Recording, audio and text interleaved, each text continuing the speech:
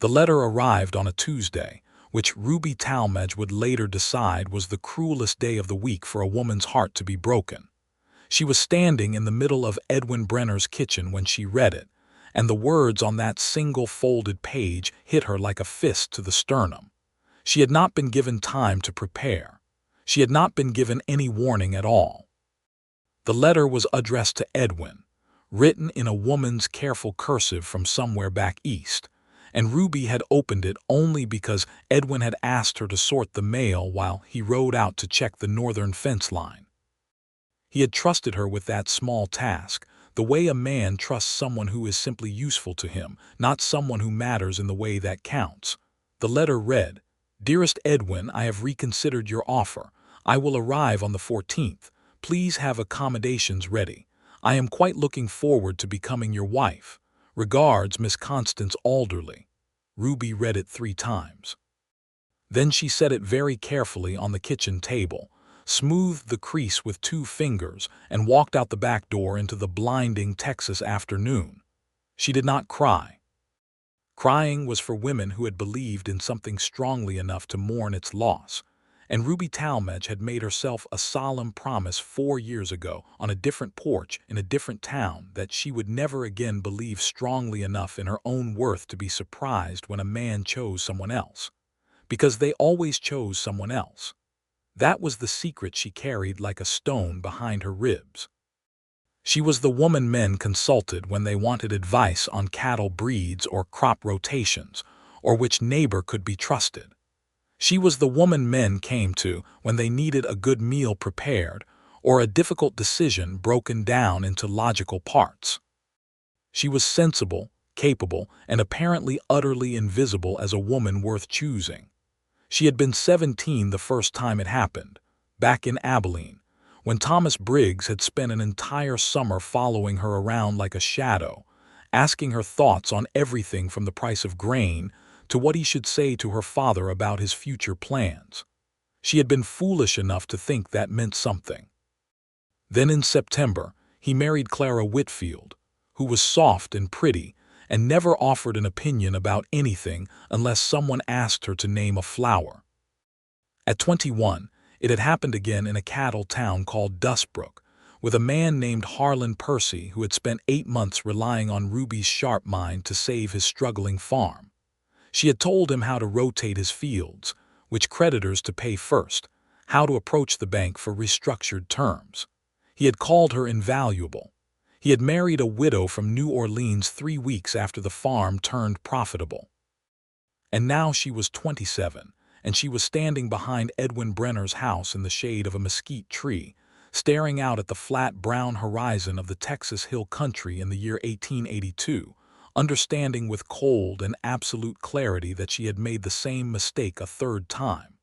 She had let herself begin to hope. That was the betrayal that burned the worst. Not Edwin's, really, because he had never made her a promise. The betrayal was her own. She had broken the promise she had made to herself, the one about not believing, the one about staying safe inside the neat boundaries of being useful and nothing more. She pressed her palm flat against the rough bark of the mesquite tree and breathed slowly until the tightness in her chest loosened enough to function. She had come to the Brenner ranch 6 months ago as a hired housekeeper, following the death of her employer in the town of Marlin, an older widow named Mrs. Cartwright who had left Ruby nothing but a good reference letter and the clothes on her back. Ruby had no family left in Texas. Her mother had died of fever when Ruby was 12. Her father had drunk himself into a slow and miserable grave by the time she was 19. She had made her own way since then, work by work, town by town, building a reputation as someone reliable and sharp and discreet. Edwin Brenner had hired her without hesitation after reading Mrs. Cartwright's letter. He was a rancher, 32 years old, with a spread of 400 acres outside the town of Calhoun Creek that he ran with 2 permanent hands named Gus and Fletcher, and a seasonal crew that swelled during roundup. His house was large and built solidly with good timber, and it needed someone to manage it because Edwin was the kind of man who could break a horse in a morning and forget to eat dinner by evening if nobody put a plate in front of him. Ruby had arrived expecting a man who would barely notice her, the way most of her employers barely noticed her. She had planned to do her work, save her wages, and eventually move on to somewhere new, somewhere she could start the process of building a small and independent life that required no one's approval and no one's love. But Edwin Brenner had surprised her from the very first week. It had started with the chicken pox problem. 3 of the seasonal hands had come down with chicken pox in early spring, and the bunkhouse was a misery of itching men who were absolutely useless for work. Edwin had stood in his kitchen doorway looking tired and frustrated, and Ruby had been rolling pie crust at the table when he said, not quite to her, more just aloud into the air, "I don't know how I'm going to manage the South Herd movement with 3 men down." Most housekeepers would have stayed silent. Most housekeepers would have rolled their pie crust and kept their thoughts locked firmly behind their teeth. Ruby said, "You could split the movement into 2 days instead of 1. Move the younger stock first since they'll travel easier. Let Gus and Fletcher handle that alone. By the 2nd day, Harmon at least will probably be well enough to sit a horse even if he's still spotty." Edwin had turned and looked at her, really looked at her, the way people rarely did. Not through her or past her or at the general region of her face, but actually at her, like she was someone worth focusing on. "That could work," he said, after a pause that was not dismissive but thoughtful. She had gone back to her pie crust feeling the dangerous warmth of being heard spreading through her chest like the first sip of coffee on a cold morning, and she had sternly told herself to stop it immediately. She had not managed to stop it. Over the 6 months that followed, Edwin had done something no employer had ever quite done before. He had started asking her opinion on purpose. Not accidentally, not in moments of desperation, but deliberately as a chosen act. He would come in from a long day's work and sit down at the kitchen table while she finished preparing the evening meal, and he would say things like, "Ruby, what do you think about selling the southeast pasture to old Morrison? He's been after it for 2 seasons and I can't decide if the price is fair."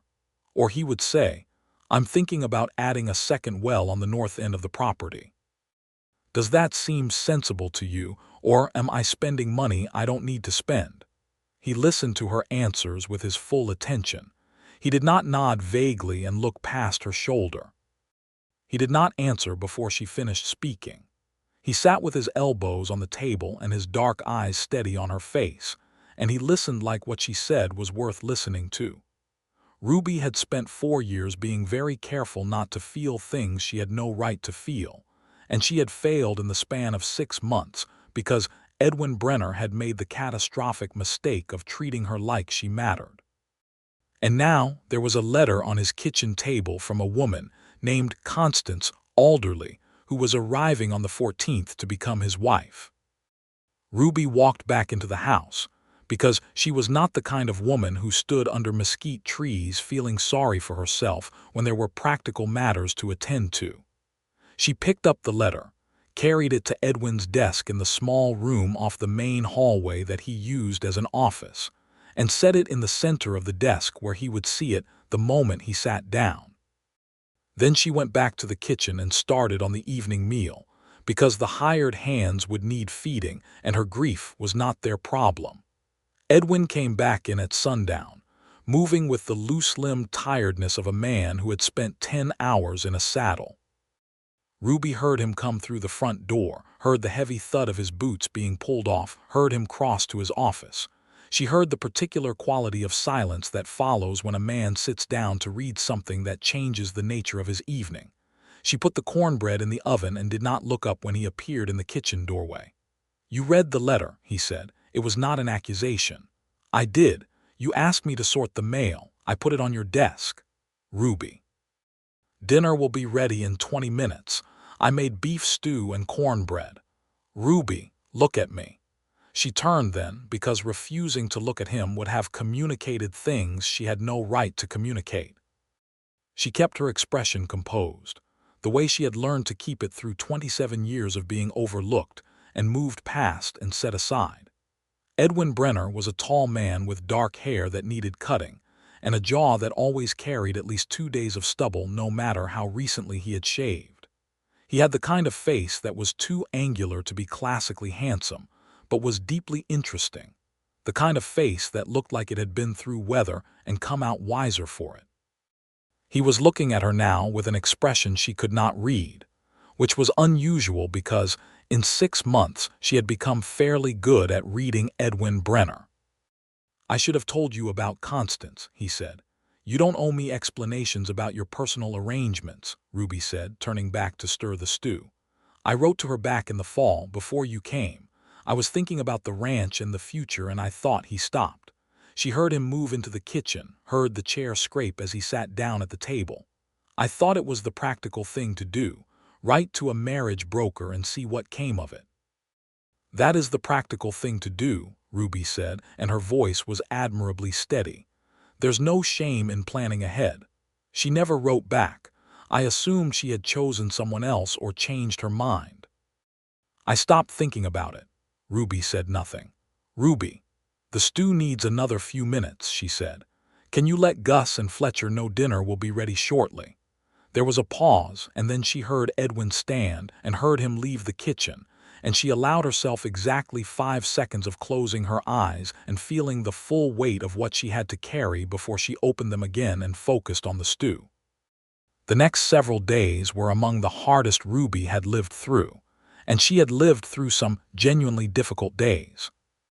She went about her work with the methodical efficiency that had always been her best armor, and she was scrupulously, carefully normal with Edwin in every interaction. She answered when spoken to. She cooked well.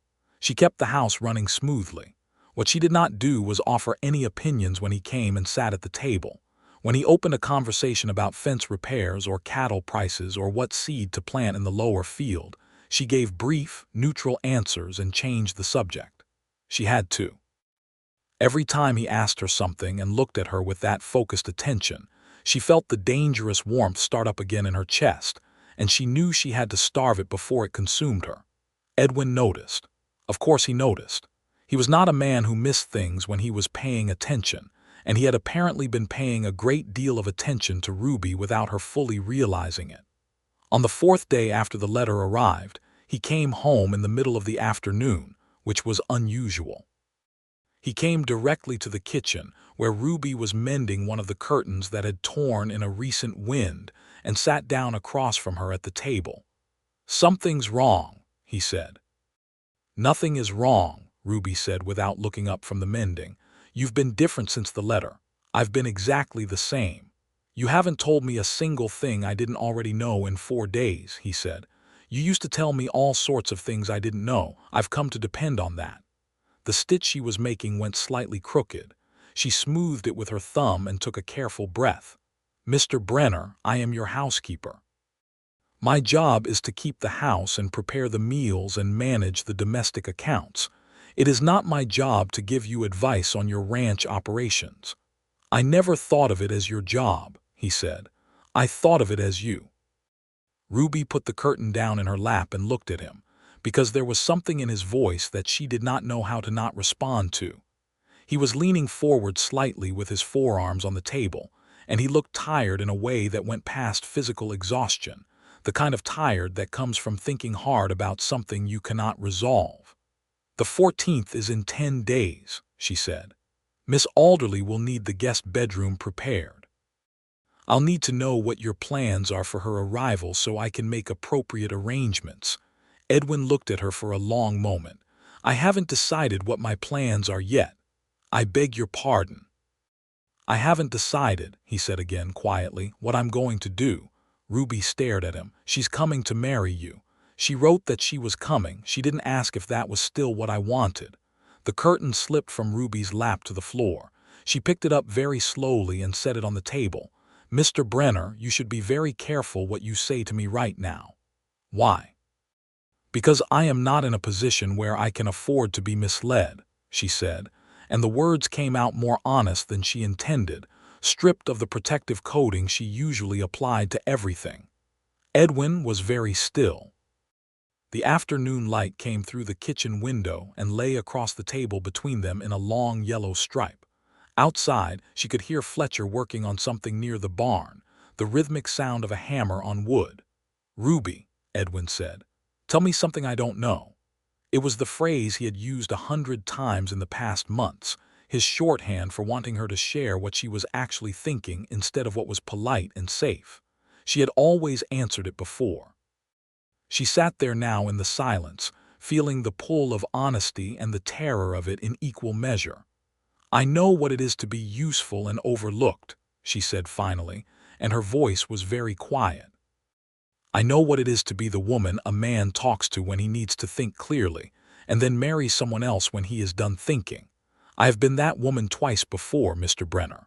I cannot be that woman a third time and continue to be a functioning person. So whatever you are or are not deciding, I need you to understand that I cannot wait around at the edges of it hoping to be noticed." The silence after she said it was enormous. Edwin did not look away from her. He was breathing slowly, and the expression on his face was one she had never seen him wear before. Something open and almost raw that did not belong on a man who was usually so composed. "I noticed you," he said, "from the first morning." Ruby stood up abruptly and went to the stove because she needed to have her back to him for a moment. She pressed her hands flat against the warm iron of the stovetop and breathed. "That is not enough," she said very softly. "Noticing someone is not choosing them, and I have given up waiting to be chosen. I made myself a promise about that." She heard Edwin stand up from the table. She heard him cross the kitchen floor. She felt him stop behind her, close enough that she was aware of him the way you are aware of warmth on a cold night. "Ruby," he said, "turn around." She turned around because apparently the promises she made herself were considerably less powerful than the sound of Edwin Brenner saying her name in that particular tone of voice. He was closer than she expected. She had to tilt her chin up to meet his eyes. His expression had moved past raw into something she could not mistake for anything other than what it was. "I am not choosing Constance Alderley," he said. "I wrote a letter to a broker in a practical frame of mind because I thought that was what a sensible man in my situation did, and I did not know then that 6 months later I would have a reason to regret it. But I do have a reason now, a very specific one." Ruby's heart was doing something complicated. She had trained it very rigorously over the years to stay quiet and contained, and she was furious at it for not obeying her now. "You don't know me well enough," she said, even as the words tasted false in her mouth, because they both knew that after 6 months of conversations at the kitchen table, he probably knew her better than anyone alive. "I know that you read everything you can get your hands on," Edwin said, "and that you think the cattle industry in Texas is going to change significantly in the next decade, and you've been right about every smaller prediction you've made in that direction so far. I know that you cry at the end of sad books but refuse to admit it, and that you have a particular kind of laugh you only do when something catches you genuinely off guard, and it is the best sound I have heard in years. I know that you are the most capable and intelligent person I have ever had the privilege of talking to, and that you have been treated like you are merely useful so many times that you have started to believe it yourself." Ruby was gripping the edge of the stovetop behind her. Edwin. She had not called him by his given name before. She heard herself do it and felt the significance of it move through the room like a current. "Oh, Miss Alderley," Ruby said, and her voice was slightly unsteady, "that the arrangements have changed." Something shifted in Edwin's face, something that looked like relief enormous enough to change the whole geography of his expression. "I already wrote the letter this morning," he said. "I sent Gus with it to the post." Ruby blinked. "This morning. Before I came in here. I needed you to know the decision was made before I said any of this to you. I didn't want you to think I was leaving my options open." The thing in Ruby's chest that she had been trying for days to keep locked down broke loose completely. She felt it happen and made no further effort to stop it. She put her hand over her mouth for a moment, not because she was going to cry, though she was perilously close, but because she needed a moment to make sure the next words she said were real and not just reaction. "You are the most astonishing man," she said from behind her fingers. Edwin reached up and very gently took her hand down from her mouth and held it. His hand was rough from years of ranch work, warm and solid, and the contact was so simple and so deliberate that it undid something in her that had been wound tight for a very long time. "Tell me something I don't know," he said softly. And Ruby Talmadge, who had given up on being chosen, who had built careful walls around the part of herself that needed to be seen and valued and loved, felt those walls come down around her like paper in rain. "I have been in love with you," she said, "for approximately 4 months and 3 days. I have been trying very hard to stop." "Don't stop," Edwin said. And there, in the kitchen of the Brenner ranch on a hot October afternoon in Calhoun Creek, Texas, with the smell of whatever she had left on the stove beginning to smoke gently in the background, Edwin Brenner kissed Ruby Talmadge for the first time. She burned dinner. It was the first dinner she had burned in the entire 6 months she had worked for him, and when they pulled apart and smelled the smoke, and found that the pot of beans she had been planning to serve tomorrow had scorched completely on the bottom, Ruby felt something unlock in her chest, and she started laughing, genuinely and freely. The particular laugh Edwin had apparently noticed because it was rare and real. Edwin stood there watching her laugh at the ruined beans with a look on his face she would remember for the rest of her life, patient and warm and thoroughly, completely happy. "I'll make eggs," Ruby said, still half laughing as she moved the ruined pot off the burner. "I'll help," Edwin said. "You cannot cook anything," she said. "Then I'll stay out of the way and watch you cook, which is what I do most evenings anyway." She turned to look at him, something light and terrified and wonderful moving through her simultaneously. "You watch me cook. I watch you think," he said. "You think while you cook. It's very interesting." Ruby turned back to the stove because she needed somewhere to put the amount of feeling that was currently moving through her. She cracked eggs into the pan and listened to Edwin settle into his chair at the table, and felt the extraordinarily strange and unfamiliar sensation of being exactly where she was supposed to be. That night after dinner, after Gus and Fletcher had gone to the bunkhouse and the dishes were done, Edwin walked Ruby to the bottom of the stairs and stopped. "I want to do this properly," he said. "Properly. Court you properly. Ask your father, except I gather my father has been dead for 8 years, Ruby said. "I'm sorry. He was not a good father, but I take your meaning." Edwin looked at her with the particular steadiness that she had come to think of as the truest thing about him. "I want you to have time to decide. This is your decision to make, not just mine. I made one already today and I told you about it. Now I'm asking you to take the time you need to decide what you want." Ruby thought about this. She thought about all the years she had spent making herself small and useful and invisible, and she thought about the promise she had broken the day she let herself begin to feel things for Edwin Brenner, and she thought about the word she wanted most in the world right now, which was the same word she had been afraid of for so long that she had almost forgotten how to want it. Home. The word was home. "I don't need a great deal of time," she said. "Take it anyway," Edwin said gently. "Take a week. I'll still be here in a week." She went upstairs to her room, which was small and neat and utterly hers, and she stood at the window looking out at the dark Texas hill country, and she felt something she had not felt in a very long time. She felt safe. But the world, as Ruby Talmadge knew very well, had a way of introducing complications at the exact moment you were foolish enough to feel safe. The complication arrived 3 days later in the form of a man named Dallas Prout. Dallas Prout was the kind of man who occupied space the way a storm does, loudly, and with the implication that everything around him would be rearranged to accommodate his presence. He was 45 years old, broad through the chest, with a cattleman's bearing and the specific confidence of someone who had never in his life been told no by anyone he considered worth listening to. He owned the 2,000-acre spread to the east of Edwin's ranch, called the Crossbar, and he had been expanding his holdings aggressively for the past 3 years through a combination of shrewd dealing, and according to Gus, occasional methods that were considerably less reputable than shrewd dealing. He rode up to the Brenner ranch on a Wednesday morning, while Edwin was out checking the herd with Fletcher, and Ruby was hanging washing on the line behind the house. Prut dismounted at the fence, leaned on it with his forearms, and looked at Ruby with the evaluating look she particularly disliked, the one that measured and assigned worth in one fast sweep from top to bottom. "You must be the housekeeper," he said. "I am," Ruby said, and went on pinning a shirt to the line. "Edwin around. He's working. If you have business with him, you're welcome to wait on the porch." Prut smiled, which did not improve his face. "Efficient thing. He always this well organized, or did you do that? Is there something I can help you with?"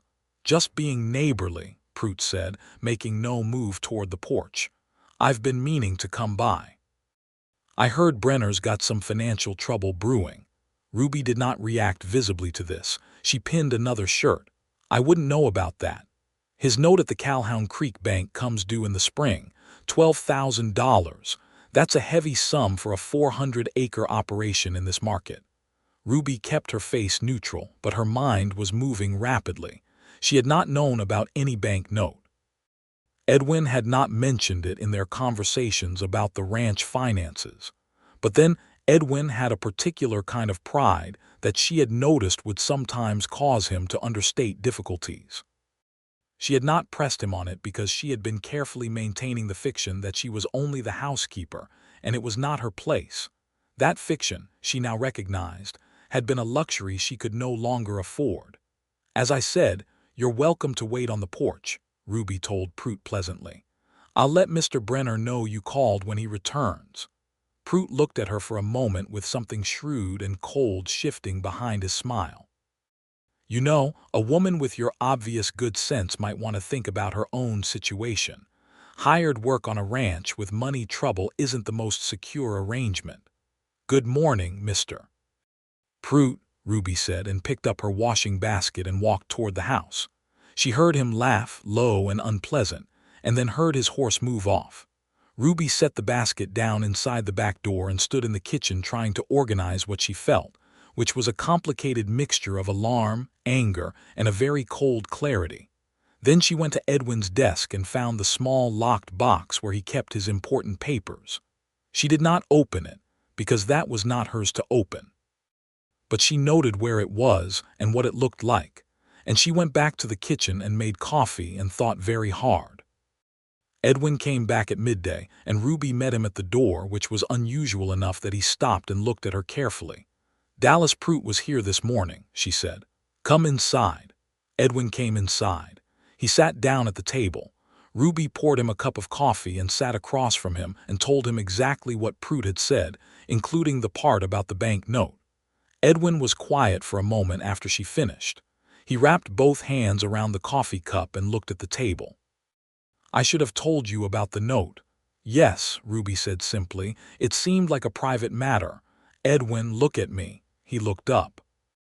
"If you intend to ask me to be your wife," Ruby said with perfect calm, "then your private financial matters become our private financial matters. And if you do not intend to ask me, then I am your employee and you owe me the truth about whether my employment is secure. Either way, I need to know what we are actually dealing with." Edwin looked at her with that expression she had named privately as the one that meant she had said exactly what he had been thinking, but had not managed to articulate. "The note is $12,000. It comes due March 15th. My herd is good but not liquid. I have been thinking about what to sell and when." "What's the current price per head in San Antonio?" "About $12 to $14 for good stock." "How many head are you carrying right now?" "Just over 600. Ruby did a rapid calculation.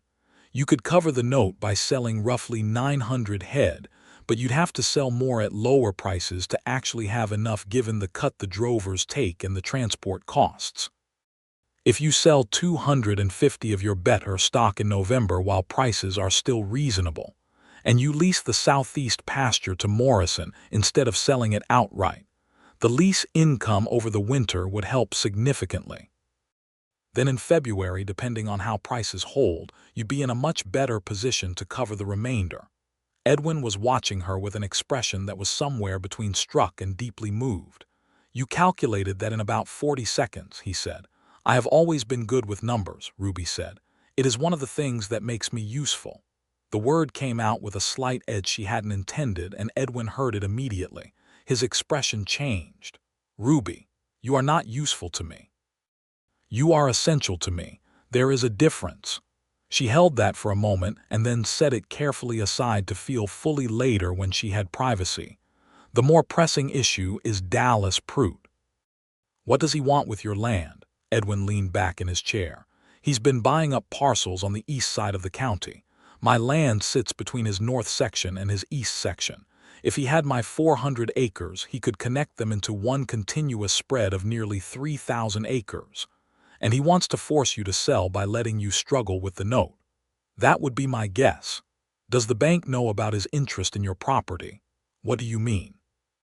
I mean, Ruby said, that if Prout has a relationship with the loan officer at the Calhoun Creek Bank, he might be in a position to make your loan terms more difficult if he chose to. He might be able to prevent you from renegotiating or extending if you needed to. Is there another bank you could deal with? Edwin looked at her very carefully. There's a bank in San Marcos. I've never dealt with them. You should ride to San Marcos next week and introduce yourself, Ruby said. Not to move the note yet, but to establish a relationship. If Prout has hooks in the local bank, you want options. Edwin was quiet for a long moment. Outside, a crow called from somewhere near the barn and was answered by another from the direction of the south pasture. You think Prout is going to push harder, Edwin said. I think Prout came here this morning not to talk to you but to talk to me, Ruby said. He wanted to see who I was and what I knew, and whether I was someone he could use to put pressure on you, or someone he should be concerned about. I think he is a man who has gotten used to winning because the people around him do not plan far enough ahead. And you plan far enough ahead. I plan considerably further ahead than anyone has ever given me credit for, Ruby said quietly. Edwin reached across the table and covered her hand with his. Ruby Talmadge, he said, I am going to ask you a formal question before this week is out. Ask it now, she said, and let's stop all this careful waiting. A slow smile moved across Edwin's face, the kind that started in his eyes before it reached his mouth. Will you marry me? Yes, said Ruby, without hesitation and without pretense, and without a single shred of the careful, self-protective distance she had maintained for years, and it felt like putting down something very heavy that she had been carrying for a very long time. Edwin's hand tightened around hers. They sat like that for a long moment in the kitchen of the Brenner ranch, and outside the Texas autumn moved through the mesquite and the cedar and the dry yellow grass, and everything was still and good. Then Ruby said, Now let's talk about Dallas Prout, because I do not intend to let that man take this ranch from us. The word us made Edwin smile again, deep and real. No, he said. Neither do I.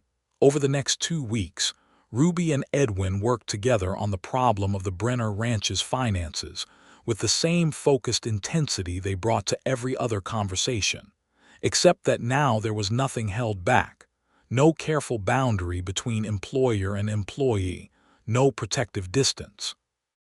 Ruby went through the ranch's account books with a thoroughness that had Edwin slightly embarrassed at how loosely he had been tracking certain expenses, and she organized the information into a clear picture of what they were working with. The numbers were not catastrophic. Edwin had been too close to them for too long to see them clearly, which was a common problem for people managing something alone without anyone to think alongside them. With Ruby's analysis and her proposed plan for the cattle sales, the ranch could cover the note by March with careful management, and without selling anything that would compromise the herd's long-term viability. Edwin rode to San Marcos and spent a day talking to a banker there named Aldrich, who was forthright and professional and had no visible connection to Dallas Prout. Edwin came back with a conditional agreement that if the Calhoun Creek Bank made any unfavorable changes to the note terms, he had an established contact who could potentially arrange a transfer of the debt at a reasonable rate. This was Ruby's idea, and Edwin told her so when he came back. It is just having a contingency, she said. It is seeing around corners, Edwin said. I have never been good at that. You are extraordinary at it." She was brushing out her hair at the small mirror in the upstairs hallway when he said this, and she met his eyes in the mirror and felt the warmth of being seen in a way that had nothing to do with usefulness and everything to do with being genuinely, specifically known. Prout came back to the ranch a week later, this time when Edwin was home. Ruby served coffee in the front sitting room and stayed nearby in the hallway because she did not trust herself to sit in the kitchen and not hear what was said, and also because Edwin had asked her to listen. Prout's pitch was dressed in the language of neighborly concern. He talked about the difficult market and the challenges facing smaller operations, and how he had seen many a good man lose his ranch to bank pressure in hard times. He was sympathetic and smooth and not quite threatening, but the threat was there underneath every sentence like a current under calm water. Edwin listened politely and then said, calmly and without visible agitation, "I appreciate your concern, Dallas. I think my operation is in better shape than you might be hearing. I have no intention of selling." Prout's eyes moved briefly to the hallway and found Ruby standing there, listening. His expression did not change, but something in it went cold and flat and calculating. "To know," Prout said pleasantly, "just keeping an eye out for my neighbors." After he left, Edwin came to stand beside Ruby in the hallway. They both watched through the window as Prout rode away down the road toward the crossbar. "He knows I know," Ruby said, "that you're managing the finances, that he doesn't have the advantage he thought he had." She paused. "He will try something else. Men like Prout don't give up after one refusal, they just change their method." Edwin looked at her with steady seriousness. "What do you think he'll try?" Ruby thought about it carefully. Prout was a man of property and influence. The tools available to him were financial pressure, social pressure, and possibly legal maneuvers if he was patient and creative. She knew enough about men like him to know that when direct approaches failed, they often worked through intermediaries, through gossip, through reputation. "He may try to damage yours," she said. "Or mine. A woman in my position, unmarried, living in a single man's house, is not without vulnerability in terms of how people talk." Edwin turned to face her fully. "Then we need to see the minister before he has time to construct a narrative." Ruby blinked. "That is very practical of you." "I have been practicing thinking ahead," Edwin said. She almost laughed. "How soon? How soon can you be ready?" "I own 3 dresses and I am wearing the best one," Ruby said. "I can be ready whenever you can get the minister to agree to it." Edwin rode into Calhoun Creek the next morning and came back with the information that Reverend Caldwell could perform the ceremony on Saturday, 4 days away. He also came back with a small package from the dry goods store that contained a new length of fine blue cotton fabric that he handed to Ruby without ceremony, and then stood there looking not quite uncomfortable but in the vicinity of it. "I thought you might want something new," he said, "for the ceremony, if you wanted to have something made." "I don't know how these things work." Ruby looked at the blue cotton, which was a very good color and a better quality than anything she owned, and she felt the specific tenderness that Edwin Brenner could produce in her without apparently trying, the kind that came from someone doing a small, careful thing that showed they had been paying attention. "Thank you," she said. "I can sew well enough to make something simple in 4 days." "I know you can," he said, simply and without condescension, and she understood that he meant it as a statement of genuine confidence rather than a dismissal of the difficulty. She made a dress in 3 days, working in the evenings after the dinner things were cleared. It was not elaborate, but it fit her well, and the blue was a good color against her dark hair, and she was satisfied with it in a way that had nothing to do with vanity and everything to do with the particular pleasure of making something well. On Saturday morning, Ruby Talmadge put on the blue dress, pinned her hair up with the 2 tortoiseshell pins that had belonged to her mother and were her only inheritance from that woman, and walked downstairs to find Edwin standing in the front hall looking like a man who had been struck by something that moved faster than he could track. He was wearing his good dark suit and a clean white shirt, and he had actually managed to shave to smoothness, which was rare, and he was looking at her like she was something he had waited a very long time to see. "Ruby," he said, and it came out slightly rough. "You look very respectable," she said, to have somewhere to put the moment. "You look—" He stopped. He started again. "You are the most—" He stopped again and shook his head slightly, as if the right words were refusing to appear in their assigned order, which was so unlike him that it made something joyful and giddy rise up in Ruby's chest. "Come on," she said gently, and took his arm, and they walked together to the wagon. Gus and Fletcher both attended the ceremony at the little church in Calhoun Creek, cleaned up and slightly awkward in the way that ranch hands are when placed in formal situations, and Gus actually got something in his eye during the vows, which he claimed afterward was dust. Reverend Caldwell was a tall, thin man who had seen enough of life in the Texas Hill Country to conduct the ceremony with the dignity and warmth it deserved without making it performative. The church was quiet and sunlit and smelled of wood and candle wax, and Ruby stood beside Edwin at the front of it and made her promises with her whole self, not the careful partial self she had hidden behind for years, but the full and complete person she was. When Reverend Caldwell said, "You may kiss your bride," Edwin cupped her face in both his rough hands with a tenderness so careful and deliberate that Ruby felt it all the way to the back of her heart, and kissed her in the Sunday quiet of the church, while Gus and Fletcher stood behind them being moved by the occasion, even though they would both have denied it emphatically. Afterward, they drove home to the Brenner ranch, which was now also Ruby Brenner's ranch, and Ruby thought about that name and found that she liked it very much, the specific way it sounded and what it meant, and the history she was choosing to make with it. That evening, Gus made a respectable attempt at cooking dinner so that Ruby would not have to do it on her wedding night, which resulted in something that was technically edible if you were generous in your definition of edible, and everyone ate it gratefully because the gesture was the point. Dallas Prout, as Ruby had predicted, did not surrender gracefully to the new reality. 2 weeks after the wedding, talk began to circulate in Calhoun Creek. Ruby heard about it from Sarah Malone, the wife of the hardware store owner, who was a kind woman with the specific competence in social information that comes from running a business at the center of a small community's daily life. Sarah told Ruby, with visible discomfort and clear loyalty, that someone had been suggesting to certain parties that Edwin had married his housekeeper with suspicious haste, which naturally implied something unrespectable about the whole arrangement.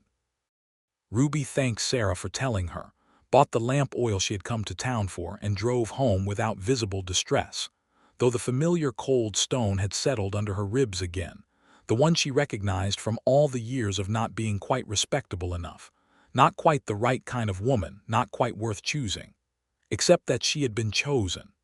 Explicitly, deliberately, in front of a reverend and 2 witnesses, and in the sight of God and the state of Texas, she had been chosen. She told Edwin that evening in the same calm and organized manner she brought to every practical problem. Edwin was quiet for a longer moment than usual. The lamp between them on the kitchen table threw his shadow long and angular against the wall. "I know where this came from," he said. "Prout. He has friends on the Calhoun Creek Social Committee, which is a thing I have never previously concerned myself with." "We should concern ourselves with it now," Ruby said. "Not because I care what small minds say about me in private conversations, but because reputation affects commerce. If people in town begin to feel uncertain about your character, it affects your credit at the bank and your relationships with buyers at market."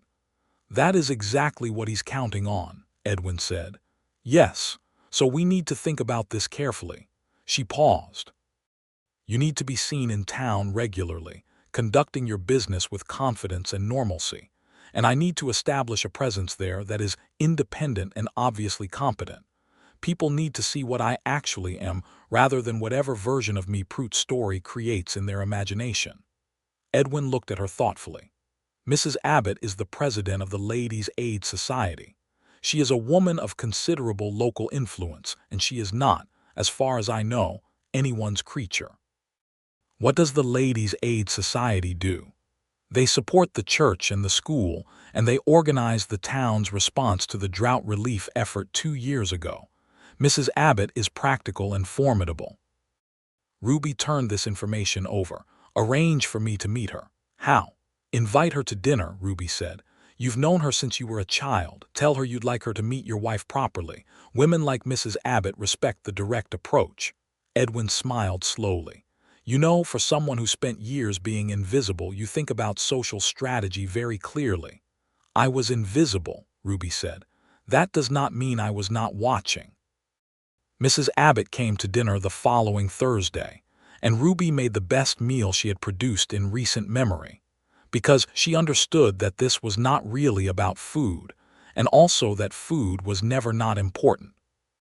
The woman was 60 years old, with silver hair and an unapologetic intelligence in her expression that Ruby recognized immediately as a kindred quality.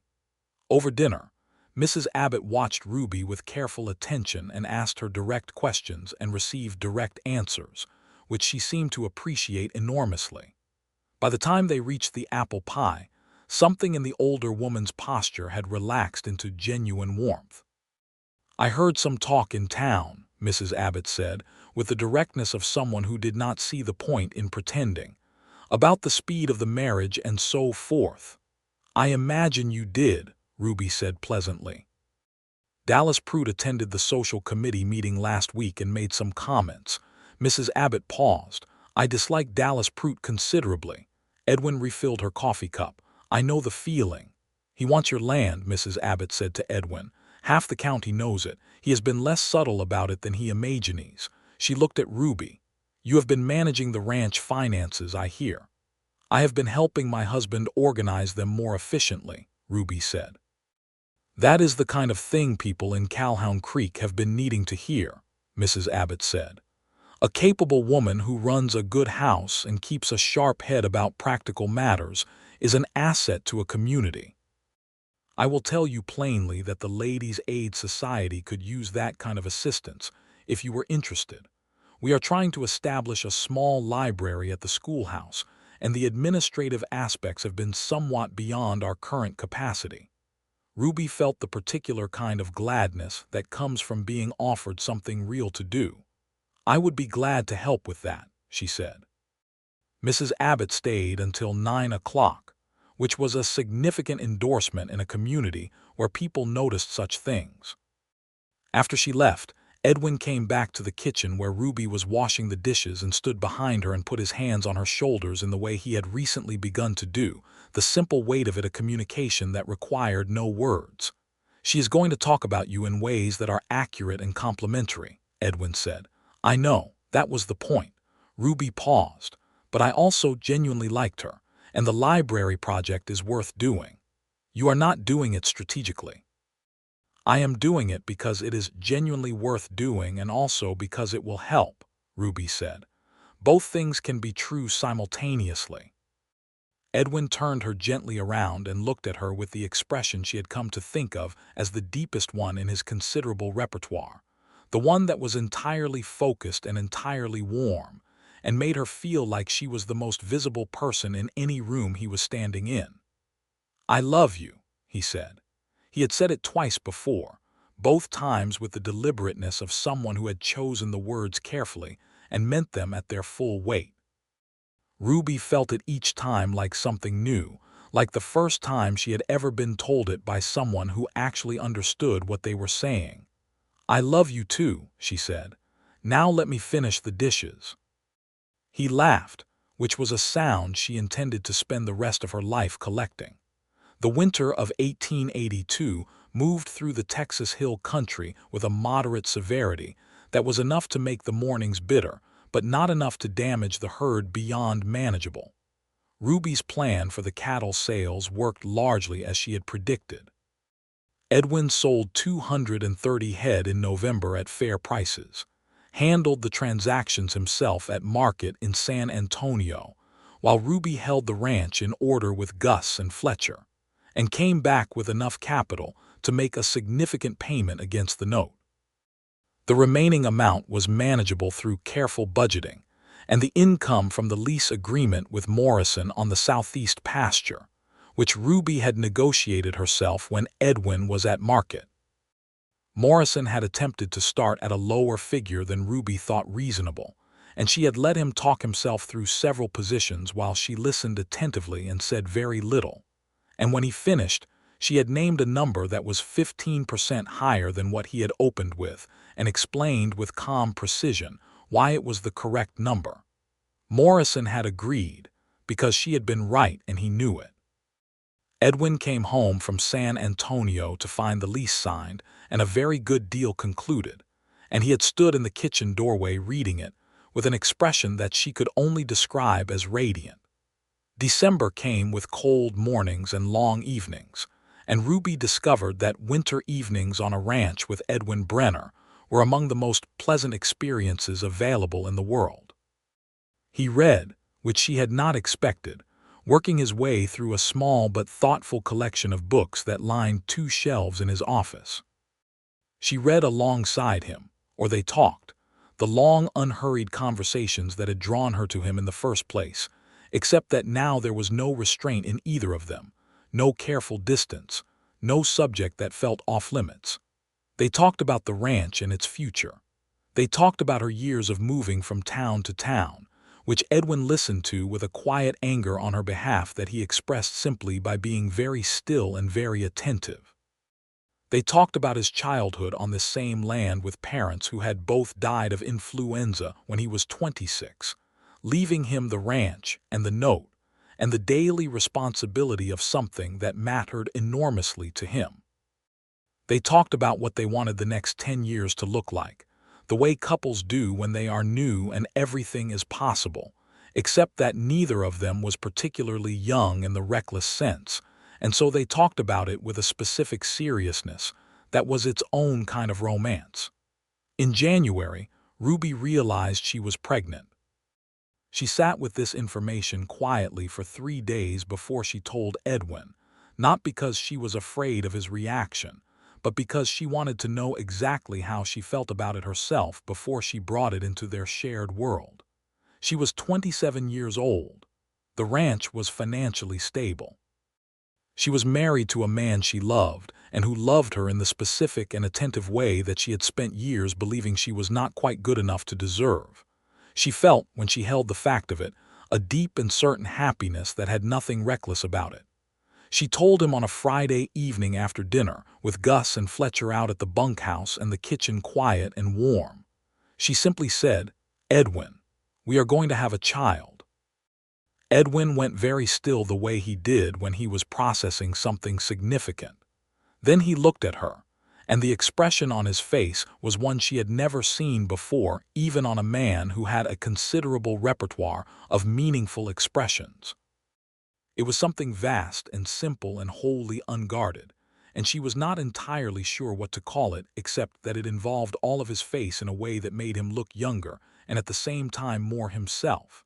He came around the table and pulled her gently up from her chair and held her with a carefulness that was also a kind of reverence, and she felt his breath go out of him against the top of her head like something he had been holding for a long time. "Ruby," he said. "Yes," she said. "We're going to need to expand the house." She laughed against his shoulder, and it was the particular laugh he had said was the best sound he knew, and she felt him smile into her hair. Dallas Prout made his final attempt in February.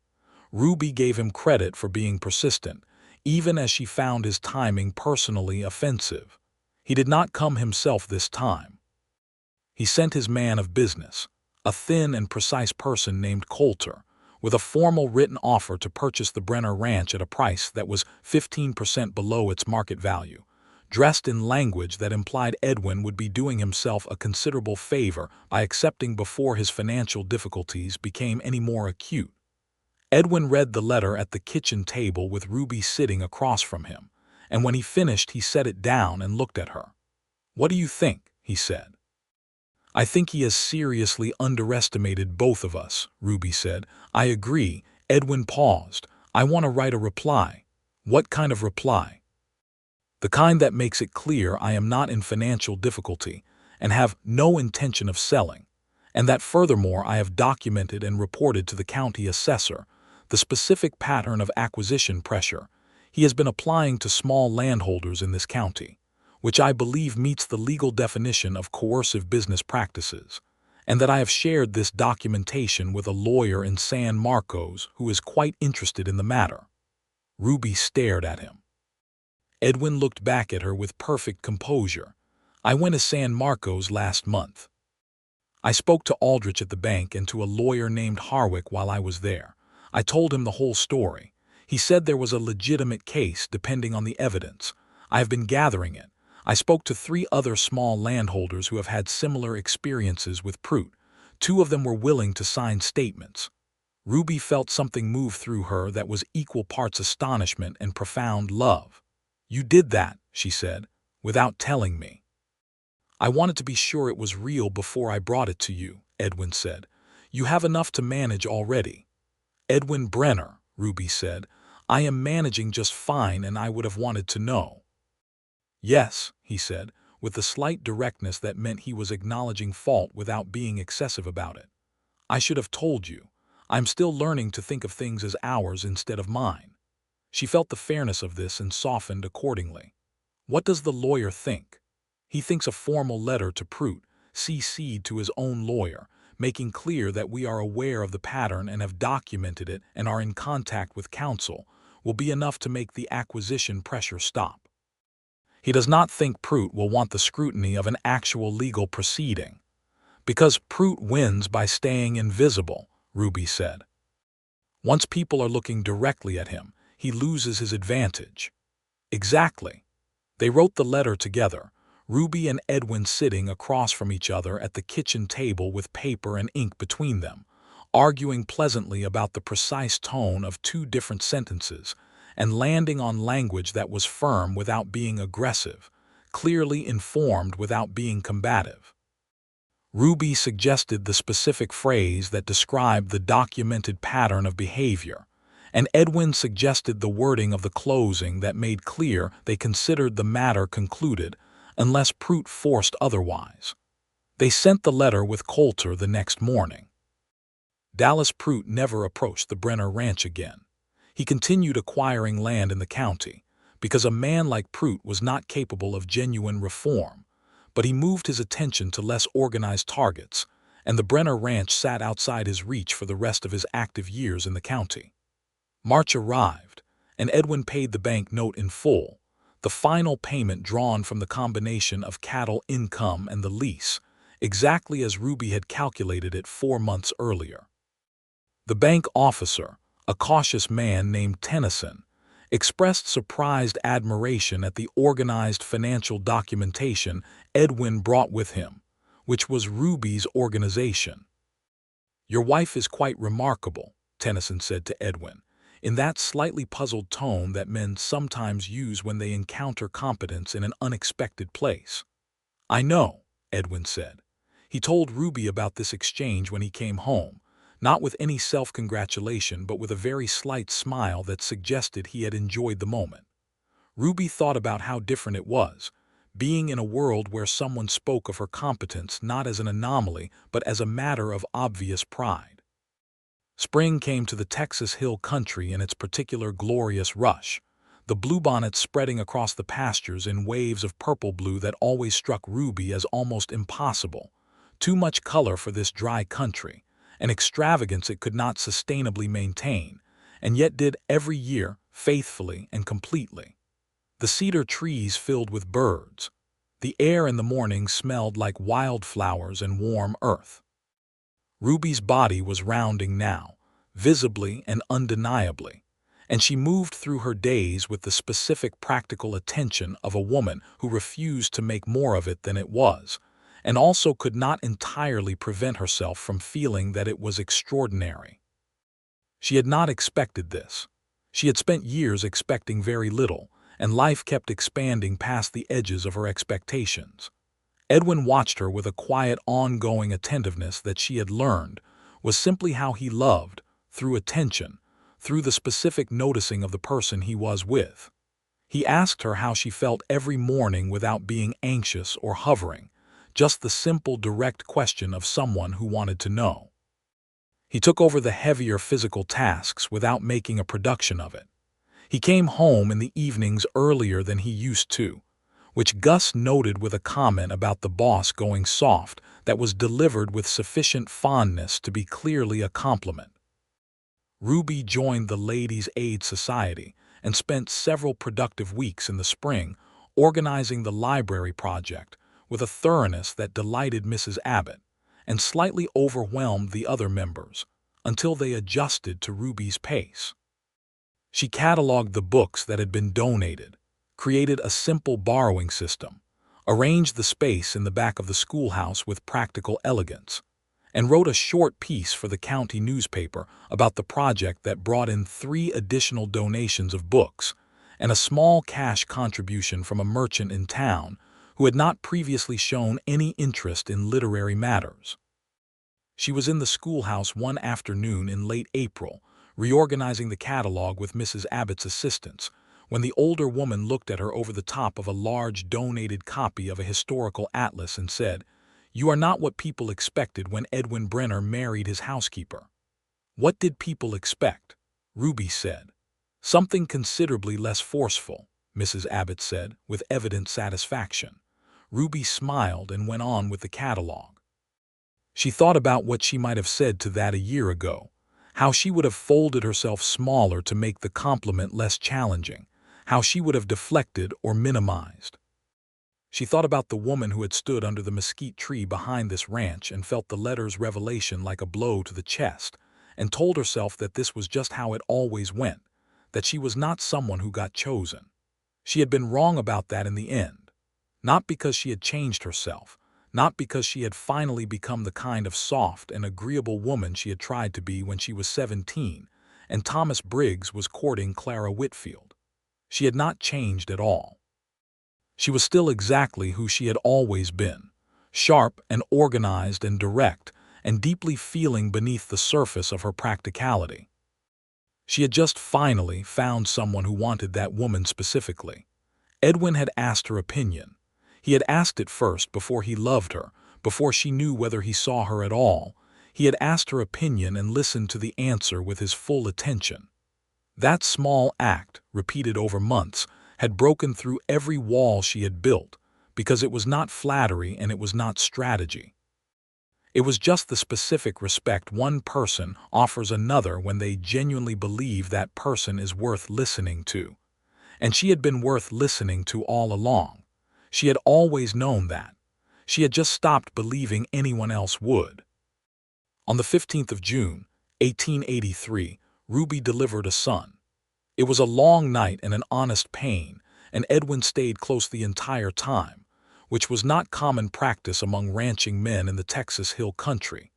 But Edwin had not asked anyone's opinion about where he should be, and the midwife, a capable woman named Mrs. Garza, had been perfectly accommodating about having a second pair of calm and useful hands in the room. The baby was healthy and loud about it, with dark hair like Edwin's and an expression of profound indignation at the entire situation. And when Mrs. Garza placed him in Ruby's arms for the first time, and Ruby looked down at this furious and perfect person she had made, she felt something she did not have words for, something larger than any category she had previously experienced.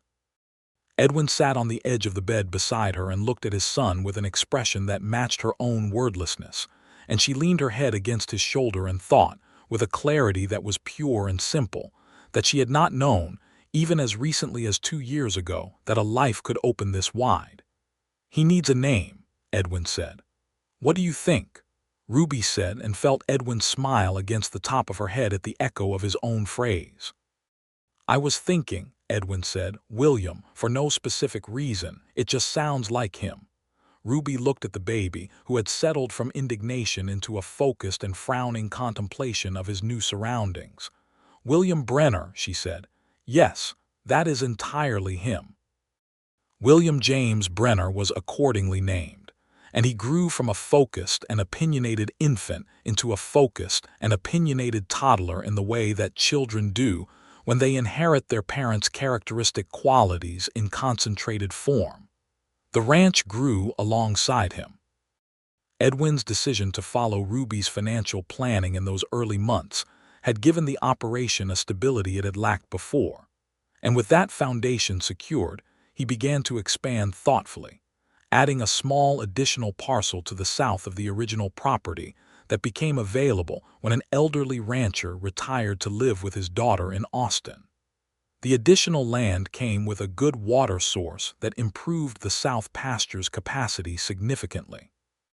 Ruby continued her work with the Ladies' Aid Society and the library, which had by the following year grown into a genuine local institution that received a formal commendation from the county superintendent of schools. Mrs. Abbott took enormous pleasure in this, and Ruby took quiet but genuine satisfaction in the thing itself. The fact that children in Calhoun Creek now had access to books that they had not previously had, and that this was a permanent condition rather than a temporary one. She also began, quietly and informally, to help other women in the county with the kind of practical financial and organizational advice that she had provided to Edwin. Sarah Malone's husband had been leaving the accounts in considerable disorder, not from any bad intent but from a simple lack of aptitude, and Sarah had mentioned it once with a kind of helpless humor that Ruby recognized as covering genuine stress. Ruby spent several afternoons at the hardware store, helping Sarah organize the accounts into a system that Sarah could maintain herself, and the look of relief on Sarah's face when it was finished was one of the most satisfying things Ruby had experienced. Word spread the way it always does in small communities, organically and through trust, and Ruby found herself over the following year being consulted by half a dozen women about household financial matters, lease agreements, questions about property, questions about what their legal rights were when a particular situation arose. She answered what she knew and referred people to the lawyer in San Marcos when the question went beyond her knowledge. Edwin watched this development with the particular pride that comes from seeing someone you love finally inhabiting the full space they deserve. He said nothing that was condescending or qualifying about it. He made sure she had time for it by taking on more of the domestic coordination himself on the days she was engaged with these consultations. He treated it as the serious and valuable work it was. "You are becoming rather essential to this county," he said to her one evening. "I have always been essential," Ruby said pleasantly. "It has simply become more visible." Edwin laughed the laugh that was entirely genuine and unguarded, and she felt it in her chest the way she always did. By the autumn of 1884, Ruby was pregnant again, and this time she told Edwin the same evening she was certain, having decided that she preferred full partnership to thoughtful preparation of the information. His reaction was identical to the first time in all the important qualities: the moment of absolute stillness, the expression she had no name for, the holding her with careful reverence. The specifics were slightly different because William was now 14 months old and required management during the holding moment, attempting as he was to climb Edwin's leg in search of attention. Edwin reached down with one arm and picked up his son without releasing Ruby, and the three of them stood in the kitchen in a sort of complicated embrace, while William looked between them with the serious curiosity of a child who is very interested in whatever the adults find significant. "Again," Edwin said to Ruby simply. "Again," Ruby confirmed. The second child was a girl, born in April of 1885, with Ruby's dark hair and Edwin's particular directness of expression, as if she arrived already knowing her own mind. They named her Clara, which was Edwin's mother's name, and William regarded his new sister with the same focused and slightly suspicious interest he brought to all new phenomena until he satisfied himself about its nature and accepted it. Clara was 9 months old when Ruby sat down one evening with Edwin and raised the subject she had been thinking about for several months. "I want to talk about the next decade," she said.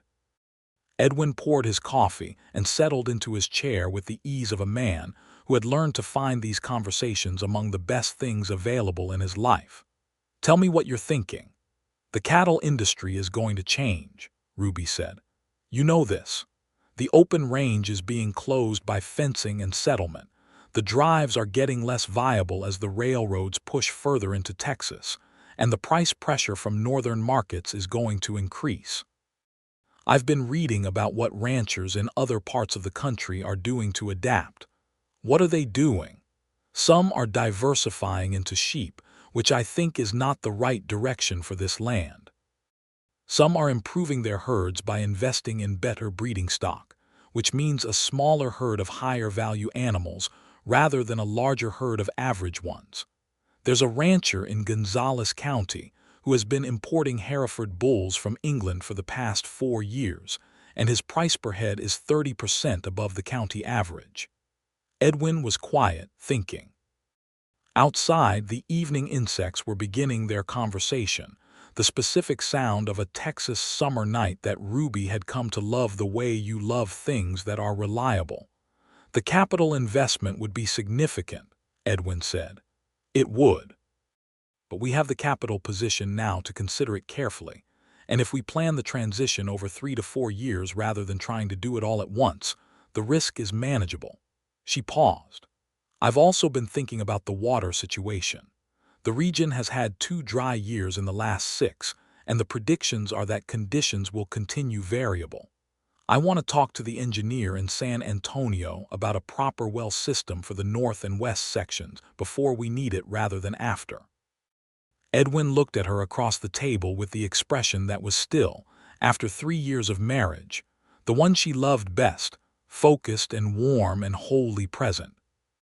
"Ruby," he said, "when you say you have been reading about this and thinking about it, how long have you been doing that?" "About 4 months," she said. "I wanted to have a complete picture before I brought it to you." He smiled slowly. "You know, for someone who was angry at me for going to the lawyer without telling you, that is very similar behavior." Ruby felt the warmth of being known, being accurately known, being seen so completely that even the small hypocrisies were visible. "It is exactly the same behavior," she admitted, "and you are entirely right to point it out." "I love you," Edwin said, the same 3 words that had not lost a single ounce of weight in 3 years of being said between them.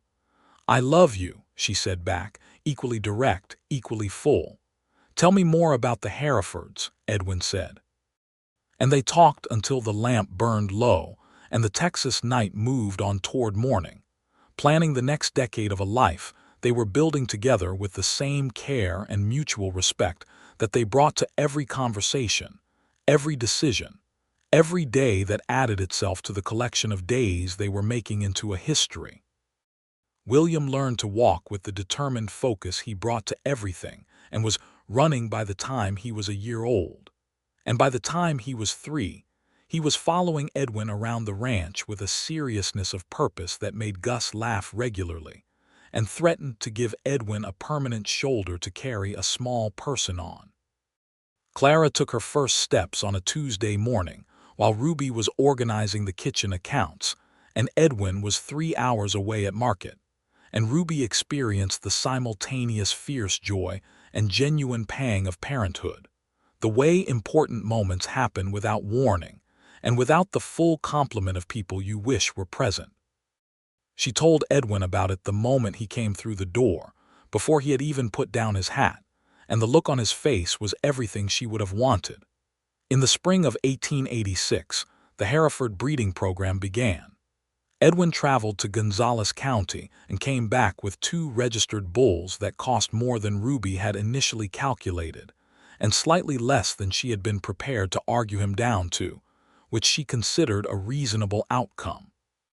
The adaptation of the herd was slow and required careful tracking, which Ruby maintained in a system she had developed specifically for the purpose, organized by animal, by season, by projected market value.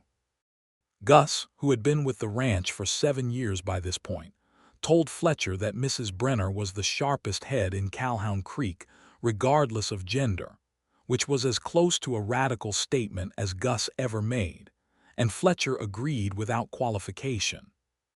The county continued to change around them, as all frontier places change, the rough edges smoothing gradually toward something more like a settled community.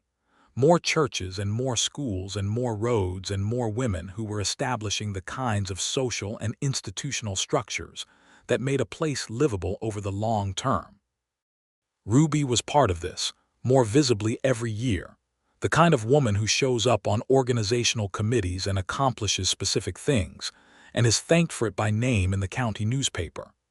The injustice that still operated in the background, the fact that women like Ruby had no vote, no formal legal standing in their own property, no guaranteed protection in contracts signed in their own names, was something she was not capable of ignoring. She talked about it with Edwin, who listened without defensiveness and agreed with her on every substantive point.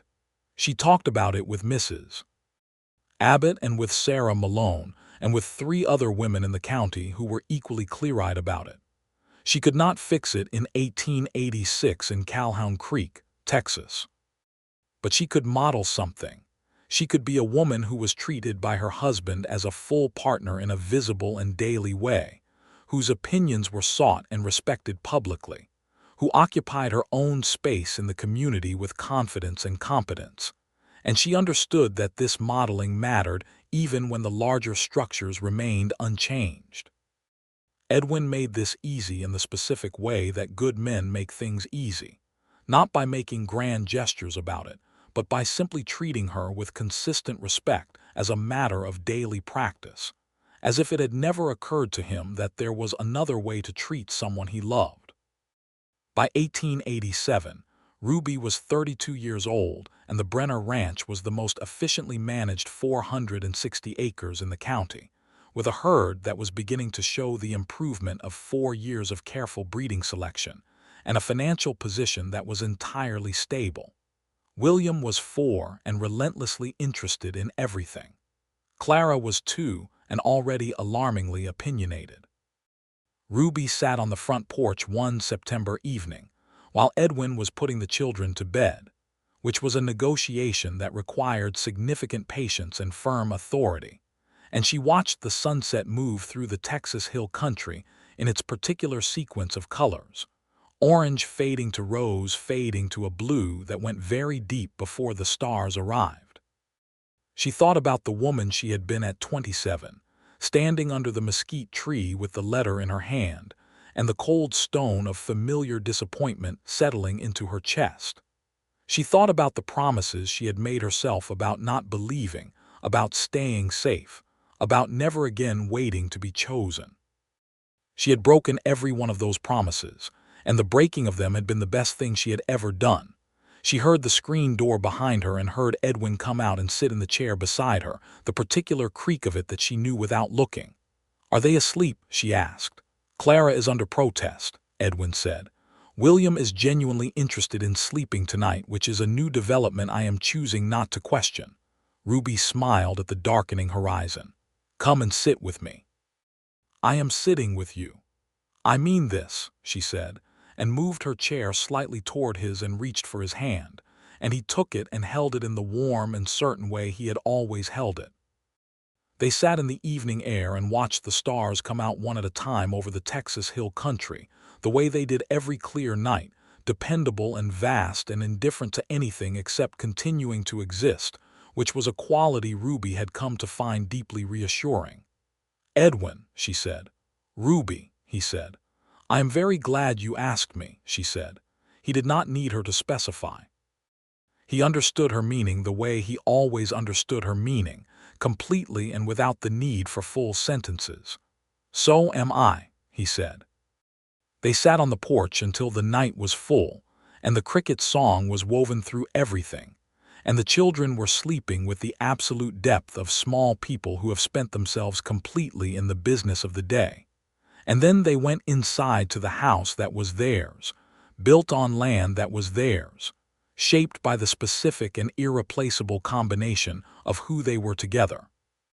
Ruby had come to the Brenner Ranch with 3 dresses and a reference letter, and a carefully maintained belief that she was not someone who would ever be chosen. She had been wrong about that last part with a completeness that still occasionally stopped her mid-step, the sheer magnitude of how wrong she had been. She had not changed to be chosen. She had not made herself smaller or softer or quieter. She had simply, finally, encountered a man who asked her opinion first. In the October of 1888, Ruby discovered she was pregnant for the third time, and she told Edwin over breakfast while William was eating cornmeal mush with the absorbed intensity he brought to all food, and Clara was attempting to feed her cornbread to the dog under the table. Edwin looked up from his coffee, and the expression she loved moved through his face. "Are we ready for 3?" He said. "We are ready for 3, Ruby said with full confidence. Edwin reached across the table, past the cornmeal mush and the salt cellar and the morning newspapers, and covered her hand with his. William looked up from his breakfast to observe this with mild interest. "What is it?" William asked, because William had reached the age where he asked what everything was with unrelenting consistency. "Something good," Edwin told him. "What kind of good?" William pressed. "The best kind," Ruby said. William considered this and returned to his cornmeal mush, satisfied. The third child was born on a warm May morning in 1889. Another son, with Ruby's eyes this time and Edwin's dark hair, who arrived into the world with a calmness that was in pointed contrast to his siblings' respective dramatic entrances, and looked around the room with an expression of serene interest, as if he had been expecting precisely this. They named him James, after the middle name of his older brother, because Edwin had suggested it and Ruby had agreed with immediate certainty that it was right. Calhoun Creek grew around them. The railroad pushed closer. New families arrived and built homesteads and brought their own histories and their own ideas and their own needs, and the community expanded into something larger and more complex than it had been in 1882, when Ruby had first arrived with her reference letter and her careful walls. She had become, over the years, something she had not planned and could not have predicted, someone the town relied on. Not in the invisible, useful way she had been relied on before, not as the capable housekeeper who could be ignored, but as Ruby Brenner specifically, the woman who had organized the library and advised on the farm account systems of half the county and who sat on the school board by 1890, and who was married to Edwin Brenner, who treated her opinions as the most valuable information he had access to, and never let anyone in his presence suggest otherwise. Edwin's ranch continued to thrive. The Hereford program paid off in the way Ruby had predicted, the herd's market value increasing steadily as the quality improved, and by 1890 the Brenner stock was known across 3 counties as above standard. Edwin had a reputation as an honest and forward-thinking rancher, which was accurate, and the part of that reputation that involved Ruby's financial planning and strategic thinking was visible enough that it was not a secret even if it was not always named. When William was 7, he began to show an interest in the cattle that was specific and serious, following Edwin to the barn in the mornings with careful observation and increasingly intelligent questions. When Clara was 5, she sat herself at Ruby's desk one afternoon and very deliberately copied a column of numbers from the account book with perfect accuracy, and Ruby sat beside her and explained what the numbers meant and watched her daughter absorb it with the focused satisfaction of someone encountering a language she already knew. James, at 2, was interested in absolutely everything with the serene comprehensiveness of someone to whom the world is an entirely engaging place. Life is not clean. Ruby knew this as well as anyone. There were bad cattle seasons, and there was the drought of 1891 that was harder than any Ruby had managed before, requiring decisions that were painful about which stock to sell and how fast. And there were disagreements between Ruby and Edwin that were real and sometimes sharp, because they were both people of considerable opinion and firmness, and they had to learn across the years of their marriage how to disagree productively and come back to each other without the disagreement leaving permanent damage. They learned it imperfectly, the way real people learn things, through mistakes and better attempts and the ongoing choice to come back to the table and keep talking. Edwin was better at staying calm during disagreements. Ruby was better at identifying the actual root of the disagreement as opposed to its presented form. Between them, they usually arrived somewhere useful.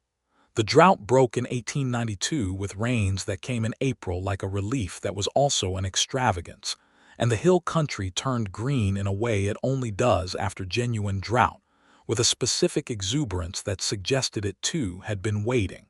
The cattle recovered. The finances, managed with the characteristic Brenner precision that was really Ruby's precision operated through a partnership, recovered alongside them. William at 9 rode his first cattle work alongside Edwin and Gus with a seriousness that made even Fletcher emotional, which Fletcher would also have denied vehemently. Clara at 7 had opinions about everything, and expressed them clearly and directly in a manner that caused Ruby to feel simultaneously proud and gently humbled at what she had apparently transmitted to her daughter. James at 4 followed his mother around the house and the garden with the sunny persistence of someone who found the world entirely to his liking and wanted to be near the person he considered its primary organizer.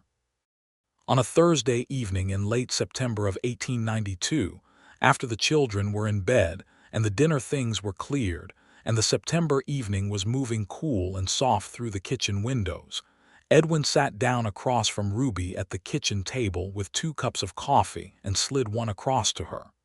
"Tell me something I don't know," he said. Ruby looked at him across the table, at the familiar face with its interesting angles and its silver beginning to come in at the temples and its expression that was, as it always was when he looked at her, entirely focused and entirely warm. She thought about what she could tell him. She thought about the Hereford pricing trends she had been reading about in the Agricultural Journal. She thought about the conversation she had had with Mrs. Abbott that afternoon about the school board's budget for the coming year. She thought about the letter she had received from a woman in the next county who had heard about Ruby's work on the library project and wanted advice on a similar initiative. She thought about all the things she knew and all the things she was still learning and all the ways the world kept expanding past the edges of whatever she had previously imagined was possible. "I love this life," Ruby said. "That is something you possibly already know. But I want you to hear me say it plainly. I love this life we have made.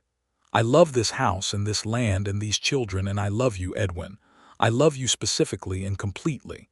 And I did not know that I was going to be able to say any of that 4 years ago, and I am still sometimes surprised that I can say it, and I want you to know that." Edwin was quiet for a moment, holding his coffee, looking at her with the expression that was the deepest and truest one in his entire repertoire. "I love this life too," he said, "and I love you specifically and completely, and I am going to keep telling you that for as long as you will let me." "That will be a very long time," Ruby said. "Good," Edwin said. Outside the kitchen windows, the Texas September night was doing what it always did, moving through its patient and enormous sequence of stars and silence, and the quiet breath of a land that had been here long before either of them and would be here long after.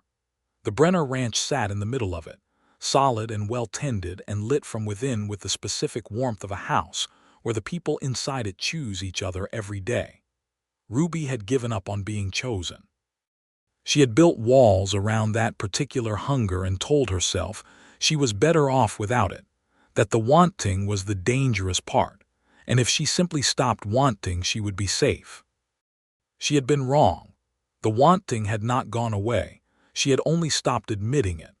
And when Edwin Brenner had sat across from her at his kitchen table and asked her opinion in the way he asked it, with his full attention and his genuine interest and the implicit message that what she thought mattered to him, she had felt those walls begin to come down before she could stop them.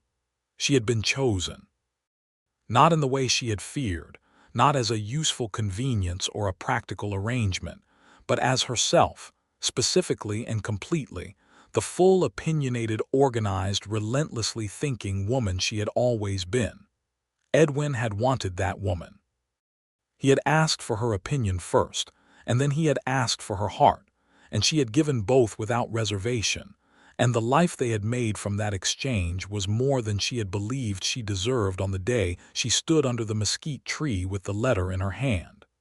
It was exactly, she had come to understand, what she had always deserved. It had simply taken until the right person arrived and asked. William grew up and learned the ranch with his father's steadiness and his mother's analytical eye, and eventually became the kind of young man who would make something of those 460 acres that neither Ruby nor Edwin could entirely predict, but were entirely confident about. Clara grew up and became herself in the full sense of that phrase, which was a formidable thing to witness and a source of daily pride. James grew up with his serene interest in the world intact, curious and open, and kind in a way that was entirely his own. And Ruby Talmadge Brenner, who had arrived in Calhoun Creek in the spring of 1882 with 3 dresses and a reference letter, and a carefully maintained certainty that she was not someone who got chosen, sat on her front porch in the evenings with her husband beside her and watched the Texas stars come out over her land, and felt, in the deepest and most honest part of herself, the thing she had almost given up believing was available to her. She felt entirely and completely chosen. And she was.